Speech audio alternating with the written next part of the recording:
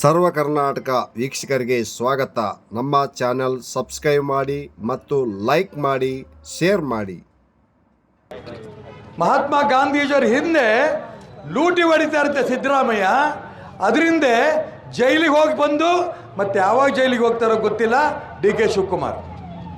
ಮಹಾತ್ಮ ಗಾಂಧಿಯವರ ಫೋಟೋ ಕೂಡ ಇವತ್ತು ದುರುಪಯೋಗ ಮಾಡ್ಕೊಳ್ಳೋಂಥ ಪರಿಸ್ಥಿತಿ ಕರ್ನಾಟಕ ರಾಜ್ಯದಲ್ಲಿ ಕಾಂಗ್ರೆಸ್ ಸರ್ಕಾರ ಆಗಿದೆಯಲ್ಲ, ಇದು ರಾಜ್ಯ ಜನ ನೋಡ್ತಾ ಇದ್ದಾರೆ.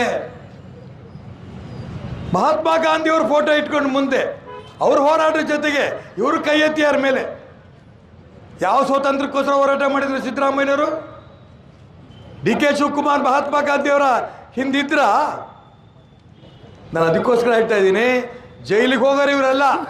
ಇವರು ಗಾಂಧಿಯ ಒಂದು ಫೋಟೋ ಇಟ್ಕೊಂಡು ನಾವು ಹೋರಾಟಕ್ಕೆ ಹೋಗ್ತೀವಿ ಅಂತ ಕೈಯನ್ನು ಮೇಲೆತ್ಕೊಂಡು ಹೋಗ್ತಾ ಇದ್ದಾರಲ್ಲ, ಇದರಷ್ಟು ದುರಾದೃಷ್ಟ ಇನ್ನೊಂದಿಲ್ಲ. ಮಹಾತ್ಮ ಗಾಂಧಿಯವ್ರ ಹೆಸರನ್ನ ದುರುಪಯೋಗ ಮಾಡ್ಕೋತಿದ್ದಾರೆ.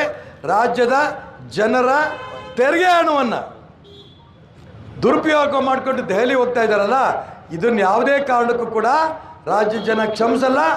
ಇರಲಿ, ನಾನು ಇಷ್ಟು ಮಾತ್ರ ಹೇಳೋಕ್ಕೆ ಇಷ್ಟಪಡ್ತೇನೆ. 716 ಕೋಟಿ ರೂಪಾಯಿ ನೀವೇನು ರಾಜ್ಯದ ರೈತರಿಗೆ ಪ್ರೋತ್ಸಾಹಧನ ಬಾಕಿ ಇದೆ ಹಾಲಿಂದು, ಅದನ್ನು ತಕ್ಷಣ ಬಿಡುಗಡೆ ಮಾಡಬೇಕು. ಇವತ್ತು ನಿನ್ನೆ ನಮ್ಮ ರಾಜ್ಯದ ಅಧ್ಯಕ್ಷರು ಶ್ರೀಯುತ ವಿಜೇಂದ್ರರವರು ಧಡೀರಂತ ಕೊಟ್ಟಂಥ ಒಂದು ಕರೆಗೆ ನಿಜಕ್ಕೂ ಕೂಡ ನಾನು ಜಿಲ್ಲಾಧ್ಯಕ್ಷರಿಗೆ, ಜಿಲ್ಲಾ ರೈತ ಮೋರ್ಚಾ ಅಧ್ಯಕ್ಷರಿಗೆ ಅಭಿನಂದನೆ ಸಲ್ಲಿಸ್ತೇನೆ.